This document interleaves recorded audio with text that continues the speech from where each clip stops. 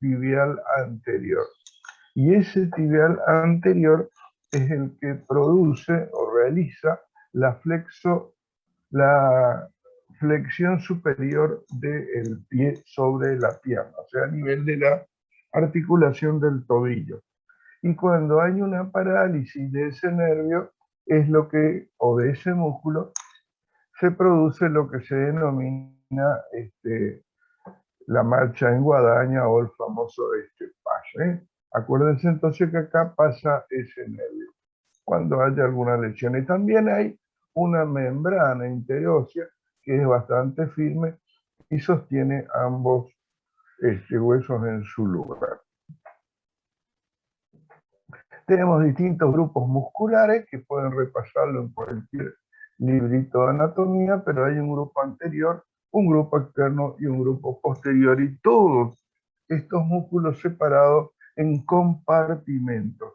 Esto de los compartimentos es muy trascendente cuando nosotros consideramos los traumatismos de las piernas, sobre todo por la producción que puede darse de síndrome compartimental, que es tema de otra charla que está en la plataforma. Bien, tenemos los diferentes grupos musculares, acá no me voy a entretener mucho, lo único que quiero que recuerden esto que siempre, no sé por qué se olvida, este es el tríceps sural. El tríceps sural está compuesto por el sóleo en la profundidad y por ambos gemelos en la superficie, o sea, hacia más posterior. Y conjugan sobre el tendón, este grueso tendón, el tendón de Aquiles, que se inserta en el calcáneo. Y por arriba se insertan estos músculos a nivel de los cóndilos femorales. Entonces, el músculo tríceps sural no se inserta en ninguna parte en la pierna, sino que salta la pierna, va del cóndilo femoral al calcáneo. Esto es muy importante tener en cuenta cuando nosotros realizamos inmovilizaciones en lesiones del tendón de Aquiles. En cuanto a las fracturas de la pierna, en primer lugar debemos señalar que son sumamente frecuentes y como son dos huesos largos, tenemos todas las posibilidades que ocurran de diferentes tipos de fractura. Los mecanismos pueden ser directos, pueden ser indirectos, son muy variados, pero estas fracturas son sumamente frecuentes. Acá tenemos una radiografía de una fractura de tibia y peroné. Cuando nosotros decimos fractura de la pierna, nos referimos siempre a fracturas de tibia y peroné. Esto nunca se dice una fractura doble de pierna. Esto es una fractura de tibia y peroné. Una fractura doble, no sé si tengo fotos, pero sería un trazo más otro trazo. Eso sería una fractura doble. Esto no es una fractura doble, esto es una fractura de tibia y peroné que tiene otros fragmentos más que podemos decir al tercer fragmento, en ala de mariposa o multifragmentaria, etc. En este caso, como ven, se ha tratado esto, se ha inmovilizado con un yeso. Esto es una bota de yeso. Como este hueso, la tibia, tiene muy poca cobertura, no es perfectamente palpable en todas las personas, tiene piel y celular, es el hueso que más fácil se expone. Entonces, tenemos diferentes tipos de pierna que les dije, tibia y peroné, solo de tibia, y también hay fracturas aisladas de peroné. La fractura aislada de peroné, los que vayan a trabajar a lugares de mayor poder adquisitivo que el santotomeño, van a poder encontrar en los jugadores de polo suele producirse la fractura aislada de peroné, que es por traumatismo dado por el bate, creo que se llama. Bien. Y después tenemos las fracturas expuestas, que son muy numerosas a nivel de la pierna. Entonces, decíamos, tiene escasa cobertura, peroné es palpable solo en el tercio proximal y distal, luego está inmerso en la masa muscular.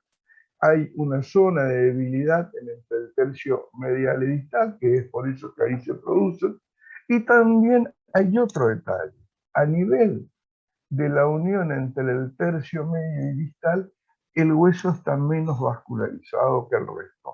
Por lo tanto, las lesiones acá son de cuidado, porque pueden tener dificultades en la consolidación. Bueno, el mecanismo puede ser de cualquiera: indirecto, directo de baja energía, transverso, indirecto de alta energía, con minuto, etc. Esto sería una fractura a tercer fragmento, esta una multifragmentaria. A mí me gusta más ese término que el término con minuto, pero está impuesto. Esto es una fractura estiloidea, esto es una oblicua y esto es una transversal. Un detallecito: esta fractura con ese largo trazo tiene mejor pronóstico que esta otra. ¿Por qué? Porque la superficie cruenta de esta fractura es mucho mayor que esta otra. Entonces es muy probable que una fractura de este tipo consolide antes que una fractura transversal. También en el caso de la pierna hay que considerar si tenemos solo la tibia fracturada o si tenemos la tibia y el peroné. Porque cuando tenemos solo la tibia fracturada puede llegar a ocurrir un retardo de consolidación.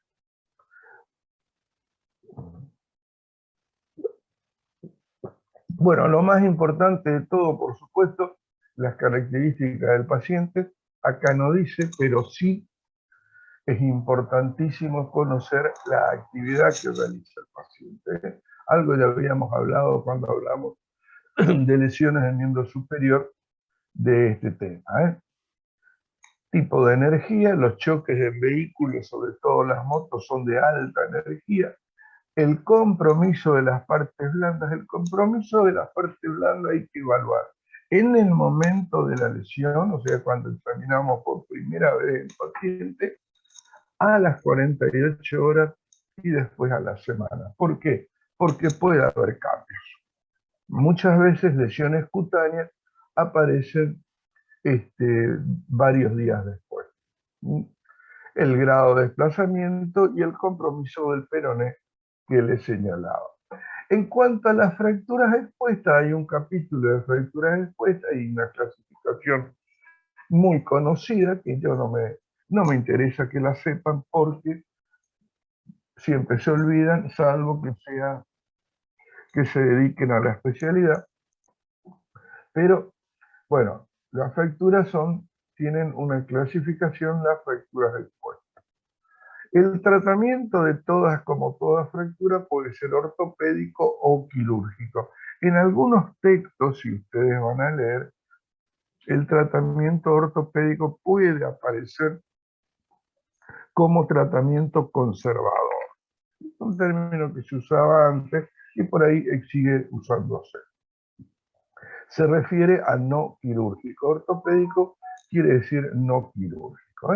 Eso se puede hacer por medio de yesos.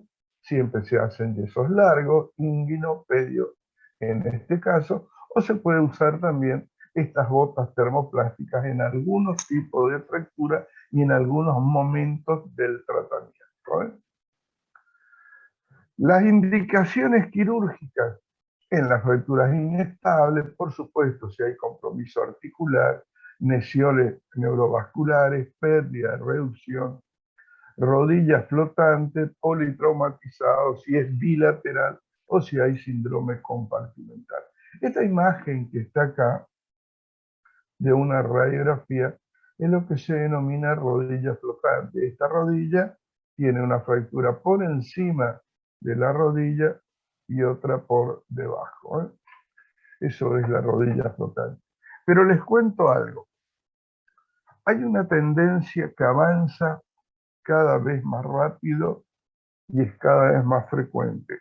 Toda fractura de pierna requieren hoy día tratamiento quirúrgico, es el tratamiento de elección. Y dentro del quirúrgico, hoy el tratamiento de elección es el enclavado endomedular rígido. Le digo hoy y acentúo el hoy porque esto va cambiando con los años. Lo que antes se hacía de una forma, hoy día se hace en otra. En todo paciente adulto casi no se discute que el tratamiento de las fracturas de pierna es quirúrgico con clavos endomedulares. Hay otros, ahora le voy a mostrar otros tratamientos. El otro tratamiento puede ser placas y tornillos. Colocar placas y tornillos en una tibia y en un peroné realmente no es nada dificultoso. Teniendo los materiales apropiados se pueden colocar. El problema es que sometemos para colocar esta placa a una gran exposición. Y esa gran exposición puede aumentar, no es que puede, aumenta el riesgo de morbilidad, como puede ser las infecciones,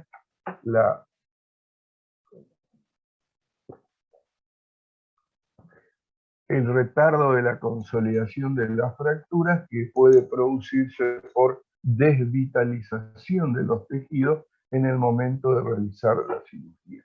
Hay una técnica que no sé si están acá las fotos, pero hay una técnica quirúrgica que es muy moderna, bastante difícil de realizar, que es colocar lo que se denomina placa puente. Puente. Son placas muy largas que se colocan con mini incisiones. Como a nosotros nos gusta decir todas las cosas en inglés, decimos shopping, wake up, backup, todo en inglés, a eso le llaman mini open. Entonces, con pequeñas incisiones se puede colocar una planta. Bueno, les cuento un detalle hablando de esta, el tema de que nos gusta hablar en inglés. Hace muy poco, está en el postoperatorio todavía, operé a una señora de un trastorno a nivel del pie. Y yo necesitaba colocarle una placa cuyo nombre es placa escalón. Así nada más. Placa escalón que viene de distintas marcas, cada marca difiere alguna cosita. Empecé a buscar en las casas de ortopedia, no son cosas baratas. Empecé a buscar en las casas de ortopedia, que son de titanio, las, las placas de escalón, y nadie las conocía. Cuando yo les pedía por teléfono, necesito una placa escalón, me decían, ¿qué? O por WhatsApp, me decía, doctor, ¿me puede aclarar qué necesita? Nadie conocía, hasta que caí en mi error. No, tenía que poner plate step. Puse eso y todos empezaron a pasar la hoja. Todos la tenían fija. Claro, era en inglés el tema. Bueno, sigamos con esto. Estos son los famosos clavos endomedulares. Son clavos endomedulares acerrojados. Esto se coloca a través del tendón rotuliano o reclinando el tendón rotuliano por ahí detrás de la tuberosidad anterior de la tibia, se hace un agujero en el hueso y se coloca este clavo. En gente que conoce el tema, poner un clavo, esto no es ningún misterio, no es nada difícil y no lleva mucho tiempo si tenemos buen material. Una vez colocado el clavo, tenemos que poner estos otros tornillitos. Estos son los tornillos de bloqueo. ¿Para qué se pone esto? Perdonen el gesto, pero no puedo mostrar de otra forma. Nosotros tenemos el hueso que tiene adentro, tiene el canal medular. Allí metemos el clavo. Allí metemos el clavo. Pero entonces, ¿qué ocurre? Si nosotros solo ponemos el clavo ahí, puede girar. Entonces, para que no gire, se colocan estos tornillos, que se denominan tornillos de bloqueo.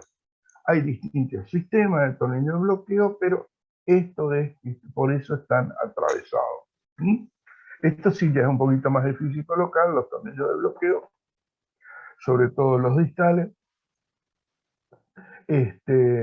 pero es necesario colocar para evitar la rotación del fragmento y el colapso de la fractura. Colapso es que no se achate la fractura, que no se acorte el miembro. Este otro sistema son los clavos endomedulares flexibles. Estos clavos tienen una ventaja, o varias ventajas. Una ventaja es que son muy baratos. La otra ventaja es que son fáciles de colocar. Pero hay que tratar de extraerlos prontos. Este tipo de clavos, los clavos endomedulares flexibles, se utilizan fundamentalmente en niños. En niños no se utilizan los clavos rígidos porque para poner este clavo pasaríamos a través del cartílago de crecimiento y lo destruiríamos, produciéndole trastornos posteriores al chico. Entonces, los clavos endomedulares rígidos rara vez se colocan en niños y los flexibles sí son los que más se utilizan. Muchas veces estos clavos debemos acompañarlos de inmovilización con yeso. Después tenemos los tutores externos, que la tibia es el hueso más fácil de colocar en los tutores externos porque está muy expuesto y es muy conocida la técnica. Este es un tutor que se llama Ilízaro. Si ustedes miran la clase de fracturas de osteomielitis crónica, hay un paciente que le hemos puesto un tutor de este tipo, muy parecido a esto. ¿No? Ya hace unos años. Bien, después vamos a este otro que es la consolidación viciosa. Hueso largo que no permite discrepancia de longitud, o sea, tiene que quedar con la misma longitud que el lado sano. No permite tampoco ese hueso alteraciones en cuanto a la rotación, o sea, si el fragmento distal está rotado, queda rotado. Puede quedar muy fácil la pierna o el pie para patear un tiro libre, pero para caminar va a caminar con el pie para afuera si queda con rotación. ¿Está? También, tampoco digo, este hueso, la pierna, no permite angulaciones. ¿Por qué hago todo esto, este hincapié? Porque tiene que quedar perfecta la pierna para que el paciente o la paciente no tenga secuela. A diferencia del húmero, por ejemplo. En la fractura del húmero puede haber acortamiento, no produce incapacidad, puede haber diferencia de rotación, no produce incapacidad, y puede haber angulaciones que el problema sería un poco estético, pero produce muy poca incapacidad. En este caso no es así. Bien, después puede ocurrir también esto. Perdón. Vayamos al término consolidación viciosa. Cuando una fractura consolida en posición no correcta, es lo que se denomina consolidación viciosa. Todas las veces que encontramos consolidaciones viciosas, tenemos que buscar la manera de reparar. Si no consolida, bueno, se llama así, por supuesto, no unión. No unión no está en castellano, esto es en inglés. No unión, el acento está de más. No unión o pseudoartrosis. Y el otro problema que puede haber son las infecciones, sobre todo si es expuesta. Yendo un poquito más abajo nos encontramos con la articulación del tobillo o articulación tibio-peronea astragalina.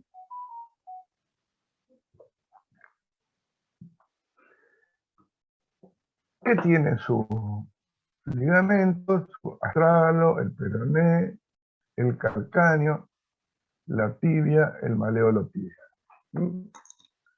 Y sus distintos ligamentos. Esta es una radiografía normal de de un tobillo donde ya le he mostrado, esto es el calcáneo, perdón, el astralo, el calcáneo.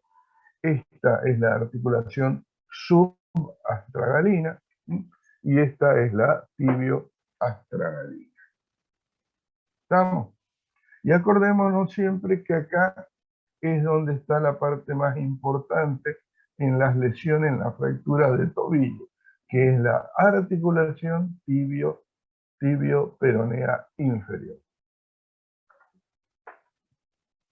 Entonces, en las lesiones podemos tener esguince, podemos tener fractura. Los mecanismos de producción pueden ser directos, son muy raros, indirectos la tremenda mayoría, por inversión del pie, por eversión del pie. También puede ser cuando vamos corriendo y enganchamos el pie y giramos con el pie en el tobillo enganchado. No me acuerdo, hace poquito se vio en un televisor de fútbol, no me acuerdo que mira, que engancha el pie en el campo de juego y gira sobre él, quedando el pie totalmente girado, con una fractura muy importante, no me acuerdo. Entonces decíamos inversión o supinación y eversión o pronación. Más el factor de rotación. Y en la lesión de las partes blandas, bueno, son dos grupitos, el entorse y el esguince, vamos a poner un poquito la diferencia. Entorse, entonces, una lesión de poca magnitud, con distensión cápsula ligamentaria, que no se lesionan sus fibras. Hay dolor, hay edema, no hay equimosis en el sitio de la lesión. La equimosis es porque hay sangrado, si no, no hay equimosis. Y los esguinces, una lesión con desgarro ya del aparato cápsulo-ligamentario. Y distintos tipos de esguince, tipo 1, donde tenemos rotura parcial del ligamento externo e interno, y tipo 2, de gravedad mediana con ruptura del ligamento, pero sin signos de subluxación. Hasta ahí, esto es extremadamente importante saber que estas lesiones se reparan con tratamiento kinesiológico exclusivamente. No se hace otra cosa. No se inmoviliza, se manda a caminar y hacer tratamiento de rehabilitación. Mientras que en el grado 3 ya puede haber lesión completa de los ligamentos, puede haber desgarro, incluso desgarro tibio-peroneo, y ahí, bueno, ahí hay que evaluar si hace falta o no realizar algún tratamiento quirúrgico. Les cuento a manera de chiste que la mayoría no se opera. Y esto es importante. Siempre tenemos edema inmediato, pero al cabo de 48 horas puede aparecer equimosis o hematomas inframalleolares, sobre todo si el paciente no hizo reposo. Si hizo reposo, los hematomas pueden estar un poquito más arriba. Entonces, cuando ustedes ven esto, ya saben que esa lesión lleva unos cuantos días. Bueno, hacemos la maniobra para determinar el grado de estabilidad del tobillo. Esto no se hace más. Esta era una radiografía que hacíamos para demostrar la inestabilidad. Pero era en una época esto es lo mismo. Esto es nuestra, esta radiografía. Era la época que se realizaba tratamiento quirúrgico de las lesiones ligamentarias. Hoy ya no hacemos más eso. Lo que hacemos es esto. Acá le pone el que hizo esta presentación que nos dio, le puso esta mnemotecnia: reposo, hielo, compresión y elevación. Esto es para el tratamiento de los esguinces de tobillo. Entonces, movilización, esto ya los conoce el kinesiólogo, baños de contraste, que es frío o calor, para reducir la inflamación, fortalecimiento muscular y reeducación propioceptiva, que es la parte más complicada del caso. Recuerden otra vez, no sé si ya les dije, porque me pierdo en los distintos grupos, que cuando nosotros tenemos una lesión, ojo con los antiinflamatorios. No abusen de ellos. No mediquen a cualquier traumatismo un antiinflamatorio. Si te pegas un martillazo en el dedo, no te hagas ningún antiinflamatorio. Mete el dedo en agua fresca o fría para que se enfríe un poquito y cese el dolor. Pero no insistan con los antiinflamatorios porque retarda los procesos de curación. Más todavía cuando tenemos lesiones importantes. Poco antiinflamatorio, sí analgésico si al paciente le duele o si el paciente tiene escasa tolerancia al dolor. Doctor. Vamos a ver ahora las fracturas maleolares del tobillo. Bueno, si son maleolares son del tobillo, creo que está de más. Fracturas maleolares. Bien. Nosotros consideramos entonces toda esta articulación. La tibia, el astrágalo y el peroné. Y les dije que la articulación tibio-peroné inferior es la más importante, mantener esa estructura anatómica para darle estabilidad al tobillo. Entonces las fracturas maleolares se pueden clasificar según su ubicación en relación a esta articulación. Las que están por debajo son las inframaleolares, que la gran mayoría son de tratamiento ortopédico, no quirúrgico. Las que pasan a través de la articulación o transindesmales se denominan. Algunas son de tratamiento quirúrgico y otras no. Y las supramaleolares, que son todas de tratamiento quirúrgico. Entonces tenemos una infrasindesmal, que son las que están en esta zona. A través de la sindesmosis dijimos que algunas son quirúrgicas y otras no. Y después tenemos las que están por encima, que son siempre de tratamiento quirúrgico. Hay muchas clasificaciones, la que más se usa es la que le acabo de mencionar, pero hay otras clasificaciones también de fracturas maleolares.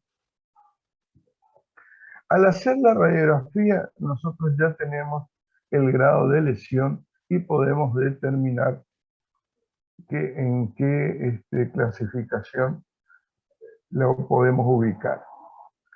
¿Qué tenemos que hacer con el tratamiento? Restaurar la estabilidad biomecánica del tobillo. Esto es lo más importante.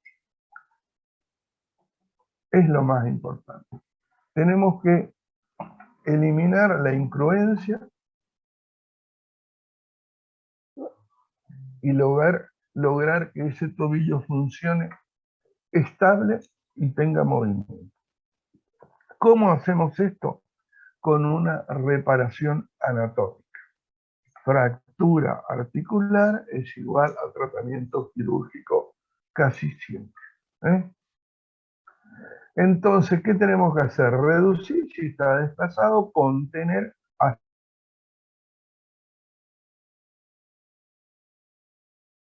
la consolidación el mismo día que se fracturó. Eso es lo ideal. La reducción, ¿cuándo hay que hacer? Lo antes posible. Otra vez, si es posible, en el mismo momento que se fracturó. Cuando ingresa al hospital, hacerle la reducción. Y contener con cualquier elemento que tengamos a disposición. El yeso es lo más sencillo en un comienzo. Le digo esto como concepto porque a veces la gente que no está en la medicina no entiende bien cómo es el tema. El yeso no cura. La operación no cura. El clavo que se coloca no cura. La placa, los tornillos no curan, ni los tutores externos. Lo único que cura es el tiempo. El hueso cura solo. Lo que nosotros hacemos es crear las mejores condiciones para que eso quede perfecto. Pero si vos tenés una patología, cualquiera de ustedes, una patología de base que va a impedir la consolidación, es inútil el tratamiento nuestro. Eso quería señalarle como concepto. Nosotros creamos las condiciones para que se cure. Un ejemplo burdo es cuando tenemos un corte de la piel y nosotros le damos unos puntitos. ¿Qué hacemos con los puntos? Aproximamos la piel lado a lado, borde a borde, y esperamos los días que hagan falta para que cicatrice. Cicatriza solo. Lo que nosotros hicimos es crear las condiciones. En este caso, exactamente lo mismo. Esta es una forma del tratamiento quirúrgico muy habitual, muy conocida, que es la colocación de placas y tornillos. Esto se hace la gran mayoría de las veces a cielo abierto. Cielo abierto quiere decir que se corta, se abre y se expone la fractura. Nosotros vemos la fractura cuando estamos operando. Eso es una cirugía a cielo abierto. Una cirugía a cielo cerrado es cuando la fractura no la vemos y se opera con una mínima incisión, generalmente lejos del foco de fractura. Esa es una técnica que se emplea muchísimo. Por ejemplo, el colocar el clavo endomedular de la tibia que le mostré, eso es una cirugía a cielo cerrado. El foco no se abre. ¿Cómo vemos para pasar el clavo? Con intensificador de imagen. Háganme una señita si saben lo que es un intensificador de imagen. Jonathan, ¿sabes lo que es? Sí. ¿Vos, Luis Alberto? ¿Pierre? Se fue, dejó la foto. ¿Jennifer? No sabe. ¿Y vos, Alan? Bien.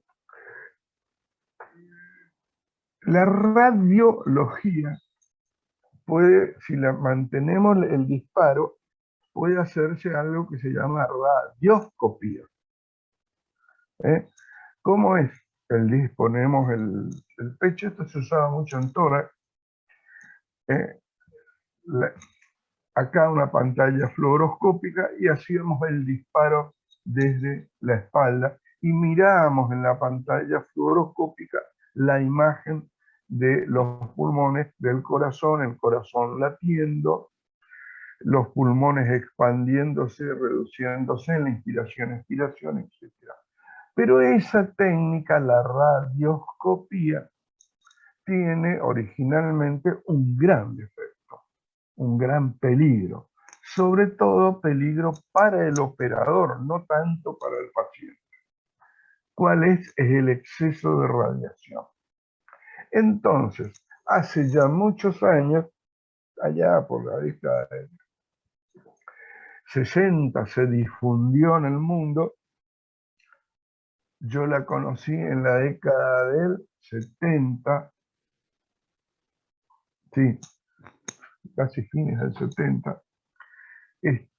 Apareció una tecnología en la cual se hacían disparos. Un segundo.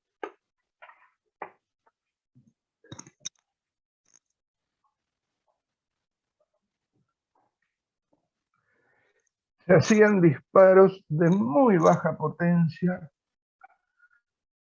de rayos X y eso lo tomaba una pantalla especial que iba hacia una computadora que amplificaba esa imagen y esa imagen se ve en un monitor. Ya no vemos en la pantalla fluoroscópica, sino en un monitor que puede estar al lado nuestro, al lado del paciente, o puede estar en otra habitación. Eso se llama intensificador de imagen. En traumatología, el intensificador de imágenes que más se utiliza es el que está en el quirófano. Es un aparato grande que tiene esta forma, el paciente va acá en el medio, de un lado es rayos, del otro lado es intensificador, es la cámara que toma y tenemos una pantallita por ahí, un televisor, que es donde vemos la imagen. Como el aparato tiene esta gran forma, es grande, es un aparato que debe medir, no sé, 1,80 m de altura y tiene movimiento. Es un aparato pesado, pesado en el sentido si lo queremos levantar, pero para moverlo, como tiene esa forma, le decimos arco en C, porque tiene forma de C. Eso es el intensificador de imagen. En traumatología se utiliza muchísimo, se opera a través del monitor, mirando cómo vamos colocando un clavo, una placa o un tornillo. Bien, eso se utiliza para los tratamientos a cielo cerrado. Bien, acá tenemos un ejemplo en dibujo bastante lindo de una osteosíntesis, así se denomina, de una fractura maleolar, donde pasamos en este caso 2 tornillos y acá pusimos placas con tornillos. Este otro tornillito que está acá, que acá se lo ve en el dibujo, ese es un tornillo que se denomina interfragmentario. Es para sostener los 2 fragmentos, se coloca primero y después la placa.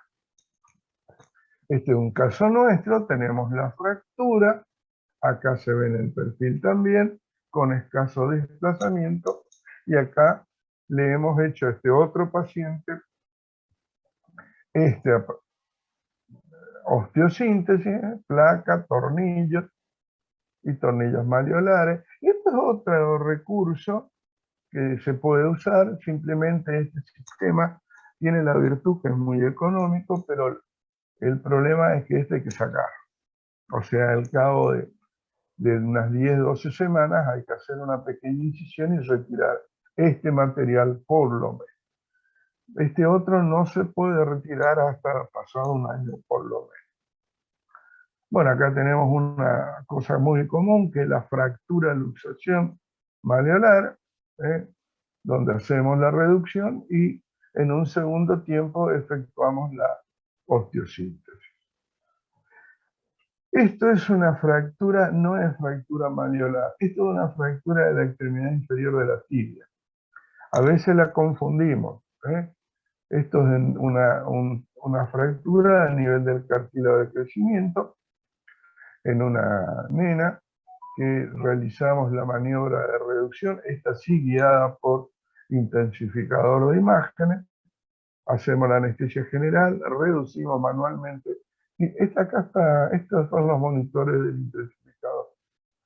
Y que hacemos la inmovilización con un yeso. ¿Qué es esto? Esto es muy conocido. Este es cuando llevamos una criaturita en un canastito, en un asientito en la bicicleta y pone el piecito dentro de la rueda y le produce una lesión. Esta lesión tiene una característica muy especial. El paciente consulta inmediatamente porque está con intenso dolor, la mamá o la tía o el abuelo que le llevaba están todos asustados y a veces tienen pequeñas lesiones. Lo importante es que ustedes recuerden lo que les voy a señalar ahora. El primer día presenta a lo mejor una pequeña escoriación. El segundo día empeora la situación por el gran edema reaccional y por la aparición muchas veces de placas de necrosis. ¿Por qué son las placas de necrosis en la lesión por rayos de bicicleta? Porque yo no le puedo mostrar mucho acá, porque es por fricción, es una compresión y fricción, no es un traumatismo directo, es una fricción. Y entonces esta lesión suele empeorar, lo que hay que aclarar a los familiares que la lesión va a empeorar al cabo de 24 a 48 horas y después recién va a empezar a mejorar. Por supuesto, acá tenemos el primer día, el piecito. Le hicimos una inmovilización, esto no es un yeso, esto es una inmovilización con venda para que el chico se sienta más contenido y ponemos venda para poder examinar al cabo de 48 horas el piecito. ¿Vale? Le hacemos, por supuesto, una radiografía, a veces aparecen estas pequeñas fracturas. Bueno, eso se trata simplemente con una bota de yeso. Acá tenemos otra pequeña lesión, también con el mismo caso. Bueno, y las lesiones del tendón de Aquiles es el karma de Gago. ¿Se acuerdan de Gago, el jugador de fútbol este, que ahora es director técnico? Bueno, tuvo como 3 lesiones estas del tendón de Aquiles.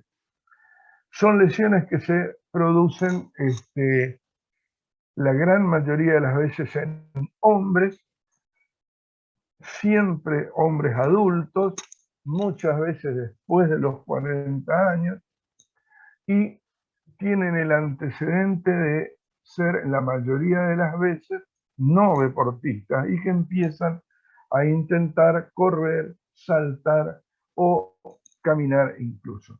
Y lo que es casi patognomónico es el relato del paciente.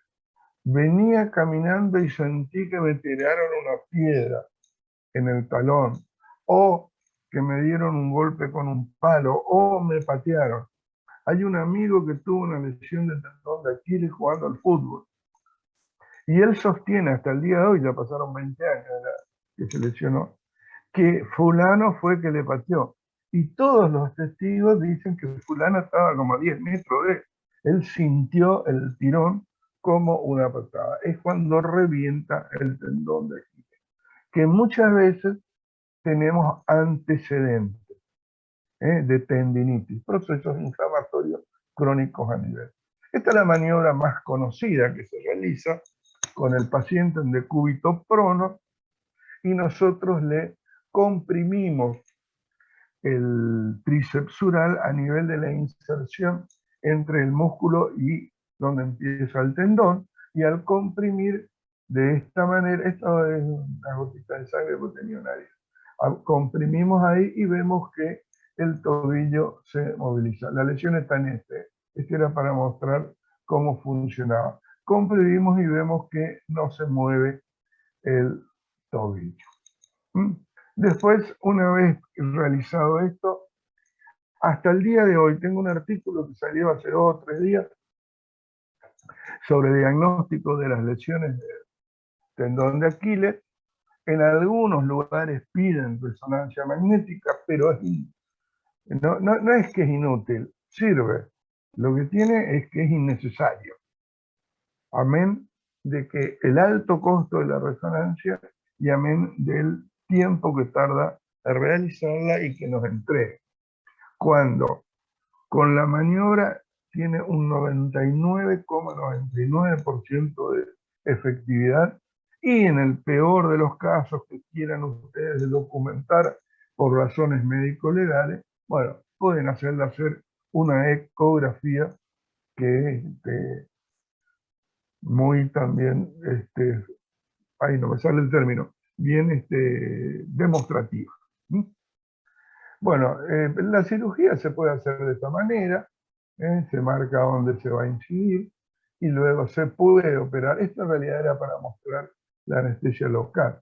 Se puede hacer la anestesia local y luego se abre y se encuentra la lesión tendinosa y se sutura cabo a cabo. Las técnicas del tratamiento de las lesiones del tendón de Aquiles no han cambiado desde 1973, que yo empecé con el tema de la traumatología hasta el día de hoy. Siguen exactamente igual.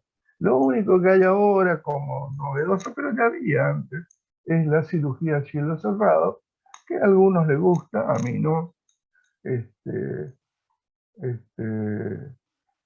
No le encuentro mucho sentido a la cirugía a cielo cerrado, porque simplemente con anestesia local, como muestro en esta foto, se puede abrir, ver el tendón, se hace la sutura y se terminó la historia. Se hace una sutura generalmente en 2 planos con distintos tipos de puntos, pero ese es otro tema. Y luego sí, esta es la parte más importante: la inmovilización postoperatoria en posición esquino con flexión de rodilla, para relajar el tríceps sural. Este yeso mínimo 4 semanas, luego otra bota mínimo 4 semanas, y generalmente lleva 12 semanas la reparación. Eso es lo que se efectúa el tratamiento. En el caso de un deportista, bueno, nunca menos de 6 meses antes de volver a la actividad. Caminar sí se puede, al cabo de aproximadamente 10 semanas, o con una bota plástica podemos empezar a movilizar, ¿no? Sobre todo lo que más hoy día te piden es cuándo puedo empezar a manejar. Depende del lado que sea, la respuesta es que no puede manejar con una bota plástica, pero sí manejan. Pero nunca antes de las 12 semanas, si no hay complicación. Vamos a ver algo del pie. Tenemos entonces la taba o el astrágalo, el calcáneo, los huesos del tarso y los huesos del metatarso. Este es el famoso navicular, la articulación del infrán, que es la tarso-metatarsiana, y la de Chopard, que es la entre el tarso posterior y el tarso medio. Entonces, y las fracturas del retropié, y tenemos el astrágalo y el calcáneo, que no quiero mencionar mucho, porque las fracturas del astrágalo son frecuentes, diagnósticos complicados, y sí, dejan severa secuela. El astrágalo tiene una característica, este hueso, que es el único hueso del organismo que no tiene inserción de ningún tendón. Ningún tendón se inserta, solo ligamento. Soporta un gran peso y tiene un riesgo de necrosis avascular que incluso puede ser espontáneo. El mecanismo: accidente de tránsito, y es por dorsiflexión forzada. Dorsiflexión forzada la mayoría de las veces. También se puede producir eso en caídas de altura. El tratamiento es muy complejo. La mayoría de las veces el tratamiento es quirúrgico y se puede llegar a colocar estos tornillos especiales. La clínica es bastante sencilla porque tenemos mucho dolor, imposibilidad para mover, tumefacción, etc. Y que con una radiografía o una tomografía podemos demostrarlo. Un detalle: todas las veces que tengan lesiones articulares, pidan tomografía. Radiografía más tomografía. Doctor, Sí. en el caso de la fractura de astragalo, ¿sería entonces una artrodesis que se realiza o no? No. La artrodesis, como está en ese dibujito que está ahí, es cuando ya las técnicas de osteosíntesis fracasaron. Ahí sí, pero de entrada nunca. Bien, gracias. Nunca se hace. La artrodesis es la fijación del tobillo. Acuérdense esos 3 términos: rigidez es la falta de amplitud del movimiento de una articulación. Anquilosis es la fijación de movimientos o la fijación de una articulación por procesos patológicos, y artrodesis es la fijación de una articulación, como está acá en el dibujo, por técnicas quirúrgicas. Se realizan a veces artrodesis de tobillo, los pacientes renguean, pero pueden caminar sin dolor. ¿Saben quién tiene una artrodesis de tobillo? Un personaje argentino muy conocido, muy sufrido por los brasileros, que es Gabriel Batistuta. Gabriel Batistuta, este genial jugador, quedó con los tobillos destruidos antes de hoy, es un cincuentón, y se dedica a jugar al polo, por la sencilla razón que no necesita caminar. Porque él tiene una artrosis de un tobillo. Le tuvieron que hacer artrosis. Y después tenemos las fracturas de calcáneo, que son bastante frecuentes, y recuerden este dicho: cuando de más alto se cae, más abajo se fractura. Entonces, si viene alguien y le dice, caí de un andamio de 2 metros, caí parado, 3 metros, caí parado, miren los talones. ¿Mm? Si te dicen que cayó de 1,5 metros, miren la columna. Cuando de más alto se cae, más abajo se fractura. Entonces, tenemos este hueso, el calcáneo, esta es una radiografía de perfil y esta es una axial, y lesiones a nivel del hueso que se ven en las radiografías y cuyo tratamiento puede ser tratamiento quirúrgico, como lo hicieron en este caso. Este es otro tipo de fractura de calcáneo, un tipo de arrancamiento, que por supuesto siempre hay que, o es útil, acompañar de tomografía para ver qué tipo de tratamiento le hacemos, como en este caso, por ejemplo, tenemos esto. Ahora le voy a mostrar otra, que es un caso muy reciente. Esto le hicimos tratamiento quirúrgico a este paciente. Ahí está. Esto es una placa de reconstrucción, así se llama. Este le quería mostrar. Miren, a ver si no, no es este el que yo le quería mostrar. Esta lesión. Este es un hombre de casi 60 años, yo le saqué por una diabetes, y cae de la moto y se hace esta fractura.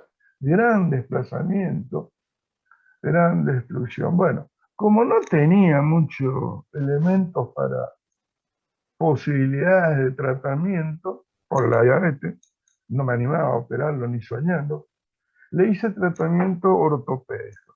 Hoy día, acá están las tomografías que le hicimos, hoy día el paciente camina perfectamente bien sin haberse operado nunca, sin haberse puesto un yeso nunca.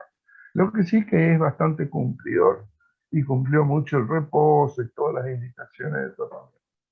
Pero no siempre el tratamiento hay que guiarse por esto que son las radiografías o en este caso la resonancia, la tomografía, digo, y tratar de cerrar y corregir todo, porque no siempre es necesario. Después hay otra fractura muy habitual, que es la fractura de la base del quinto, que es esta. Jones también le dicen fractura de Jones. Bueno, es muy frecuente y el tratamiento es simplemente, es raro que se opere. El tratamiento muchas veces es una bota de yeso. Bueno, hasta aquí llegamos hoy. ¿Alguna pregunta? Los otros días alguien de ustedes me preguntó sobre fecha de examen. Bueno, hoy es 20. El término de ustedes es de la cursada es el 29 y ahí a partir de allí quedarían habilitados para rendir la semana de junio. Les cuento, yo los días martes no puedo. O sea, el examen sería o el 31 de mayo o el 2 de junio. Acuérdense que va a ser 2 o 3 días. O sea, empieza uno y después sigue. Porque supongo que van a ser muchos. Pero sería alrededor del 2 de junio. No podemos estirar mucho porque tenemos la otra el otro grupo que sigue después. Así que es para estas fechas más o menos sea. El examen es, por supuesto, oral, por supuesto que vía esto, vía Zoom, por supuesto que primero hay que mirar un poco de radiografías y hablar de radiografía y después vamos a ver las patologías, pero todo eso ya le habrán contado los otros compañeros que ya han rendido. Y el examen es dentro de lo posible, es por lista. ¿Sí? Por lista y a veces se extiende, ya le digo, más de un día. ¿Estamos jóvenes? Nos Doctor, vemos el... Sí, ¿puedo hacer una pregunta más, por favor? sí. En personas que tienen instabilidad crónica del tobillo, relato, Inestabilidad. sí, relata por mí. Yo tengo una facilidad muy grande de hacer entorsi de tobillo.